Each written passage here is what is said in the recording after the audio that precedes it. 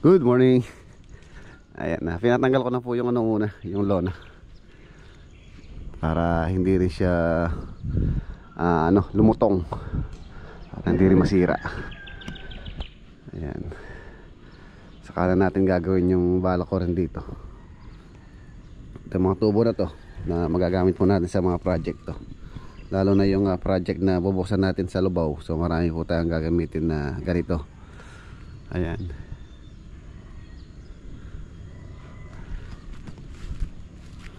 Anong ginagawa ni Lolo Boy?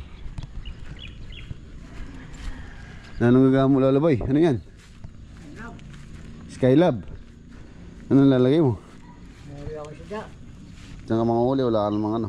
Doon, kay Boss Dan. Pwede na yun.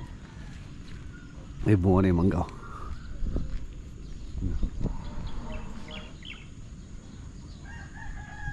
Diyan yung bunga. Ayun. Ito malalaki na. Ano lang po yan, hindi ko naman po in-spray yan.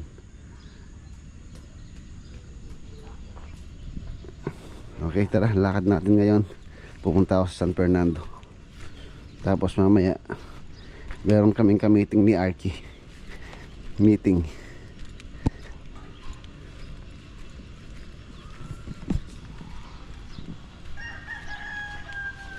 San Fernando muna tayo. Ayan na, si Senking gagamitin po natin para mas mabilis tayo.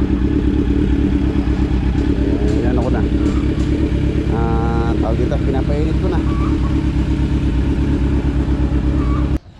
Ayan na mga boss, nandito na tayo sa site dito po sa San Fernando. Yung po may problema sa sukat ng lote. Ayan o. Lalim o.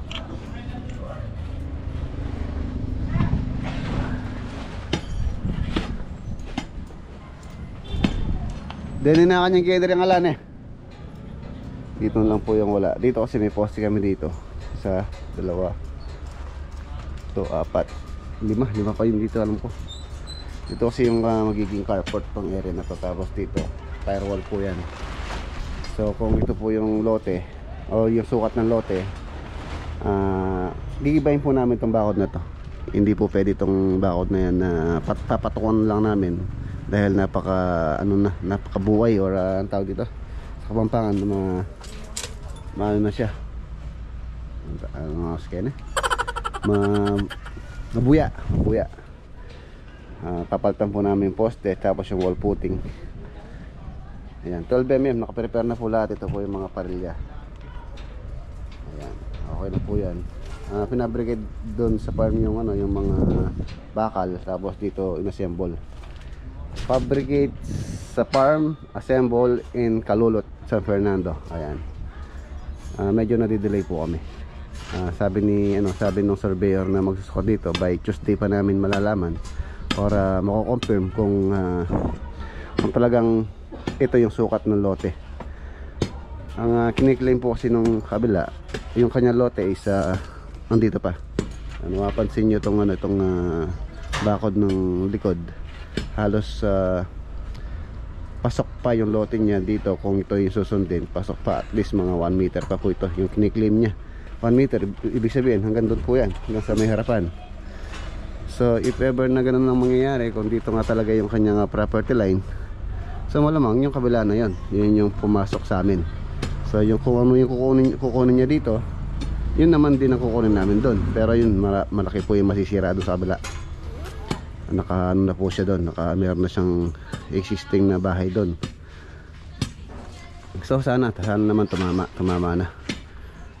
Dito na sana.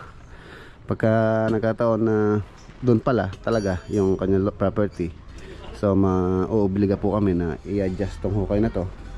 Kung ano yung kinukuha niya doon, so yun yung i-adjust namin dito. Tapos yun doon, siyempre kakausapin din yung owner yan na kukunin din niya yung yung lote niya doon.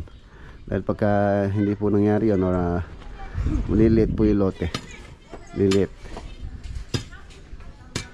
magkakaano na siya doon, didikit na doon sa pader na yun yung pinakabahay.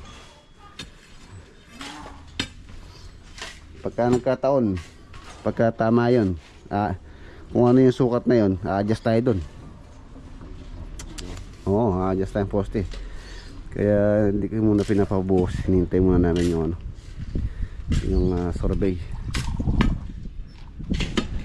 Hanggang ano daw mga boss, hanggang Tuesday.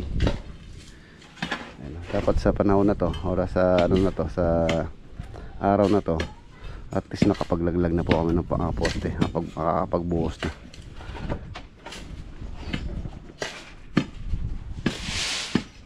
Nadidelay yung project sa ganitong ano, sa ganitong senaryo.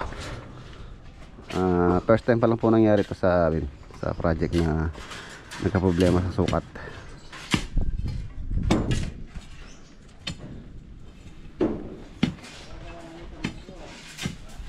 At sa inyo na yung ayan, ito na yung mga poste. Nakailan na kayo? 20 yan pero yung dito mahuhuli din dito 11. Mga poste halos pwede nang ilaglag actually ito mga to, kaya lang yun nga, kailangan nating i-confirm or malaman talaga yung sinaksukat. Ito po kasi yung ano, may nagsukat na dito if ever na tama po yun, ayan, hanggang dito. Kung mali yun, pasok to.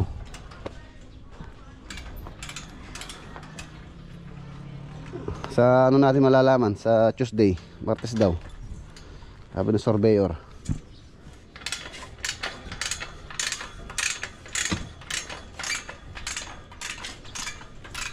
May mga hukay lalim.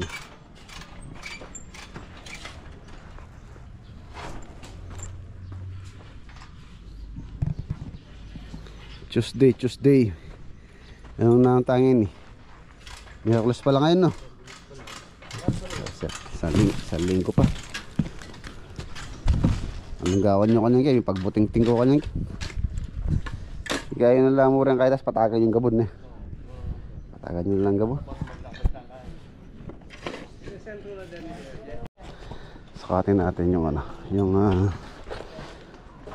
kiniklaim nya ng itong metro. Ay, malaki. Ay, mga basalas na sana pala 1.3 meters. 1.3 meters. Sukatin natin dito kung ilang yung haba. 1.3.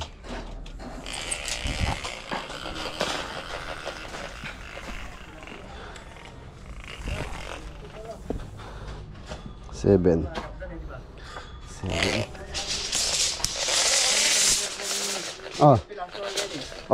Mag-survey na pala. Sabi daw. Papabayaran din yata, banta yata. Oo, sige, sabihin kayo ng paring Antonio. 7.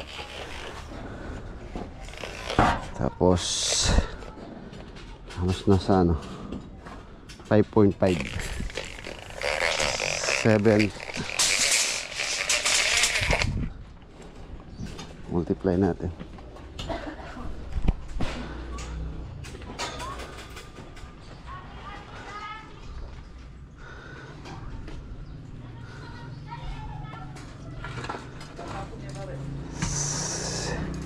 Seven plus 5.5 12.5 ang haba po niya hanggang simula doon hanggang dito.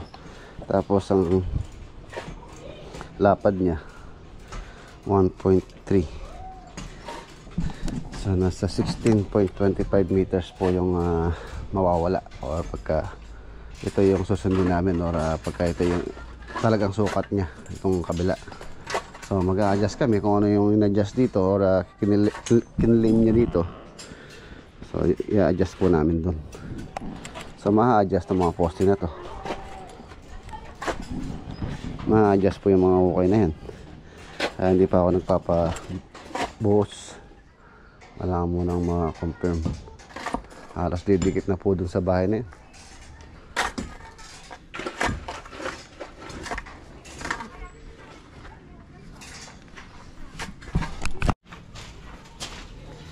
na rin po yung mga hukay ng wall footing. Ayan, papahukay muna natin. Ito na, nakagawa na rin sila ng spacer, concrete spacer. Ready na rin po yan para sa mga column. Talim lampas pang 1.5 to eh. Parang second floor tatayo natin.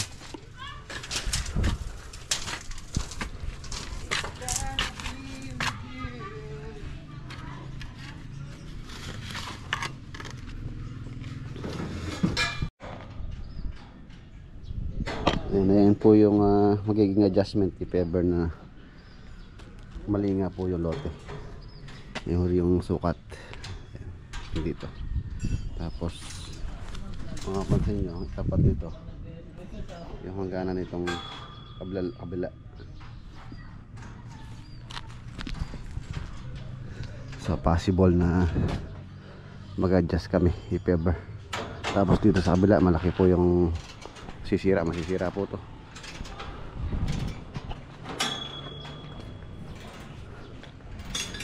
Dito naman kaya mitulid yan eh. Hindi na makatulad ngayon eh. Hindi, boss. Bakit? Sa kabila naman hindi. Ito yung yan eh. Ito yung magiging adjustment eh. Ito yung existing. Hindi naman tapat naman. Oh. Yan. Dito.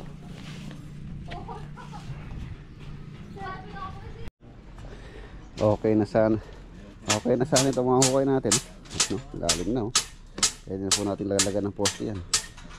Kung wala lang tayong problema dito sa lote. Lalim Ayan mga boss, iwan na po natin sila. Dahil meron po kaming kamiting ngayon ni architect. May nakabili po ng lote sa Nueva Ecija. Malapit yata doon sa farm ni Parang Jimmy. Gusto nila po ako makausap ngayon at mamit. Hindi ko alam kung may balak daw po yata silang magpatayo ng farmhouse. Yun ang sabi ni architect. So pupunta tayo ng Nueva Ecija ngayon. Meron tayong meeting. Yun ayan mga boss, nandito na po ako sa Nueva Ecija. Diretso muna ako kay si paring HB. Good morning mga boss. Medyo maaga pa po kasi. Yung usapan namin is around 1 o'clock daw. Duman muna tayo kay paring HB. Mga law na pa para. Mga law na pa raw. Ayan ang ganda ng tanim ni paring HB. Tumama siya. Tumama ka para Tumama. Paano na rin yun. Nakailang pinas na kayo dito? Pang pang 11. Hindi pa. Nasa Nauna yung kalagitnaan pa lang yan. kalakasan niya. Tinamaan po niya yung magandang presyo. Yung sili, yung palaya, okra. So, Talong na masaya tayo sa ating kaibigan, pare. At least minsan-minsan tumatama pare Hindi puro nasa ibaba. Nga yung gulong ng buhay. Oo. Si Warren Jimmy, sabi niya kahapon ka sa akin, paparehistro niya yung sasakyan. 3 taon na pala yung sasakyan niya, kaya magpapaso na. Paparehistro niya ngayon. Kaka-harvest lang nila. Ito, pangilang araw pa to? Yung harvestin to nga pala pang-apat na araw ulit. 4 na araw ulit. Ito, malaki na to boss, sa linggo harvest ulit to. Ang laki na to. Ito yung mga good yung ganito. Ito mga segunda. Wala na yung mga jumbo pero nung mga unang pitas ang jumbo medyo malalaki mga buyer naman ayaw naman nila yung malaki, masyado malaki kasi ako pagka bibili ako ng palaya gusto ko lang halos lalaki ng konti naman dito sa Manila. Yun gusto nila yung malalaki. Lalaki.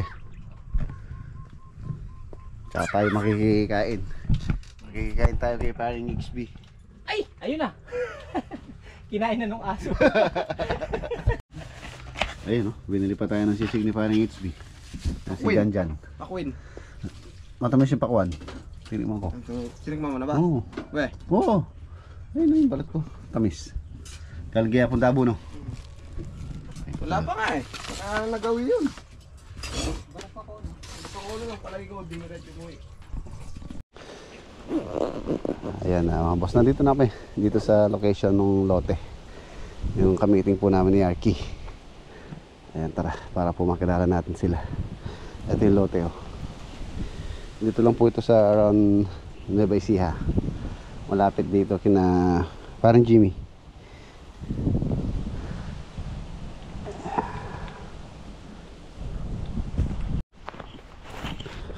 Ayan natin, ayun lote.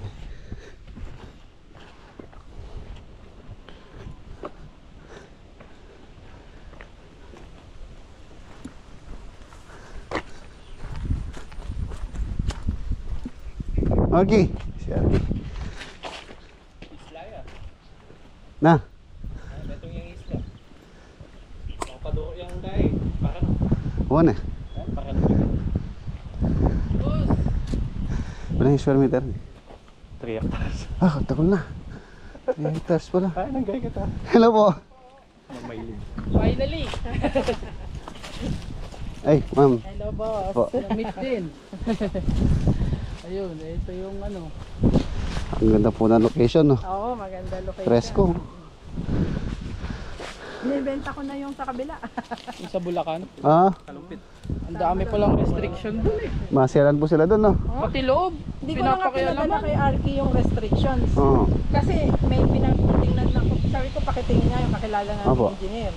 Ay, wag na kayo magpagawa ma'am. Magkakaproblema lang kayo. Maraming po, no? Ayun, di ko Tapos ang na. mahal pa ng construction ban. 120. Ay, mahal. So halimbawa, apat yung ano. Yung apartment. Ito. Oo. Tapos times 14 yung Times ban. 4 daw. Teka natin million. Balik pa lang.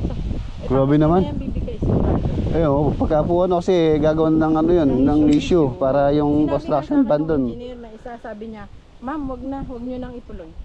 Sabi niya, kasi magkakaproblema lang.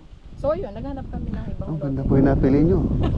Maganda ba? Lapit pa kay Boss Jim. Oh, malapit lang po dito. Oo, sa tulay. Ano lang, mga 5 minutes lang. Dito talaga kami naganap tsaka Arayat. Para malapit sa'yo. Oo. Para pagka ginawa mo, di ba? Oo, malapit lang. Ayun, no? Shoutout kay Boss Kevin. Saka kay Ma'am Maylin. Ayan. Sila po yung ka-meeting natin ngayon. With the architect. Arky, anong tatayo natin dito? Bahay. Bahay. Ito yung lote nila, ano? Nila Boss Kevin tsaka ni Ate Maylin. 2,000, ay, 2 hectares? 3 hectares. 3 hectares, almost 3 hectares. Silipin natin. Ito yung lote. Tapos meron siyang fish pan.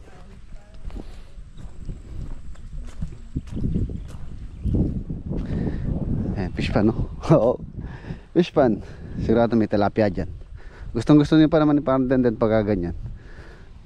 Tapos ang ano niya mga boss, kalsada po yan, sementado. Tapos meron siyang irrigation dyan sa gilid. Almost 3 hectares. Ayan, hanggang dun.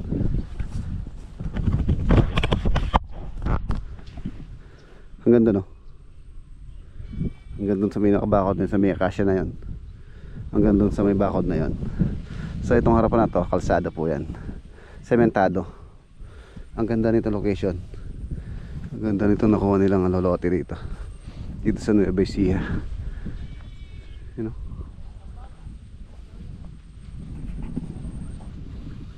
Ganda. Ang balak po nila Boss Kevin tsaka ni Ma'am dito is house. Farmhouse. Tapos yan, siguro pabakuran niya ang property.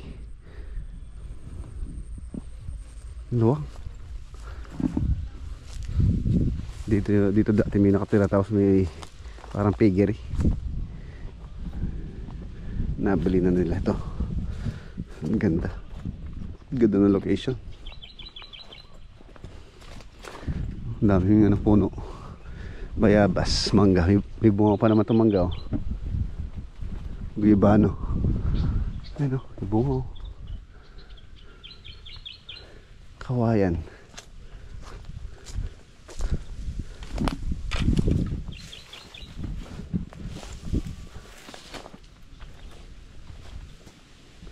Kawayan.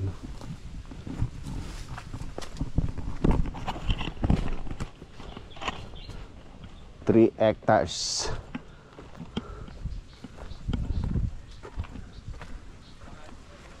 Patola pa oh.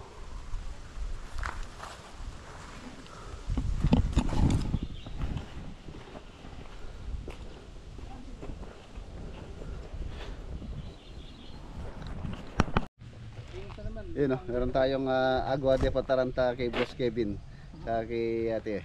Ayan, maraming salamat boss. Shoutout pala kay ano, Kelly, Aki, Faith. tsaka kay Faith. Ayan, shoutout. Thank you. Ayan, chipas. Kasi alam ko nabawasan niya. Pagkaano na lang tayo ulit mag ano. Ingat po sa biyahe. Wala sa plano kasi doon kami galing. Thank you, sir. Ma'am. Thank you. Yan. Ayan na, nandito na po tayo sa farm. So itong security grill skid okay na po ito. Pinatutuyo lang mabuti. Tapos schedule na po yung installation nito. Ayan. Tapos ito pa yung ibang nagawang stirrup ni Kuya Jengjeng. Yung bukas dadalhin na rin po doon to sa San Fernando para ma-assemble na rin po nila doon. Ayan. Yun. Kape muna tayo.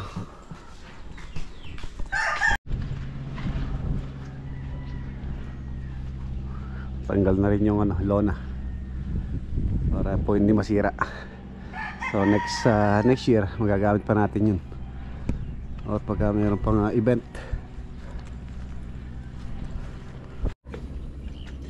Magkape tayo, magkape.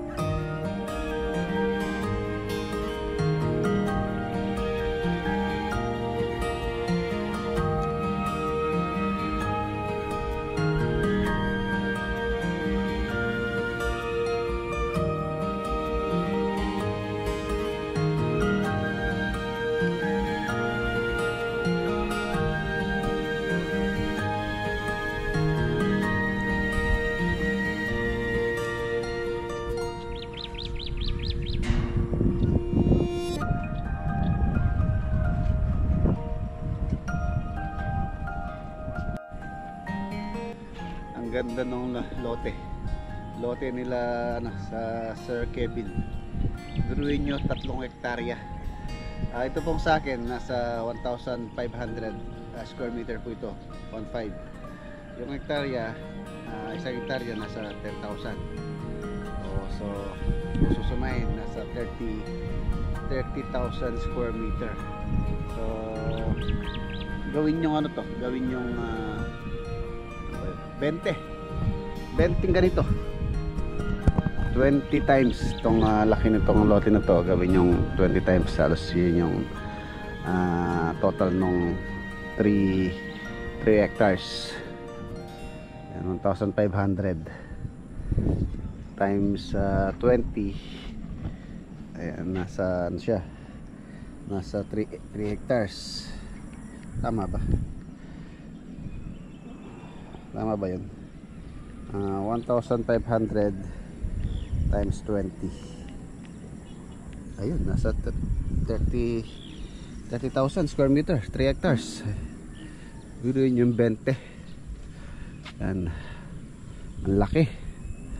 Siguro hanggang doon sa ano na yun, sa may pilapil na yun, nandun sa may patubig na yun yung lote nila ate. Ang laki.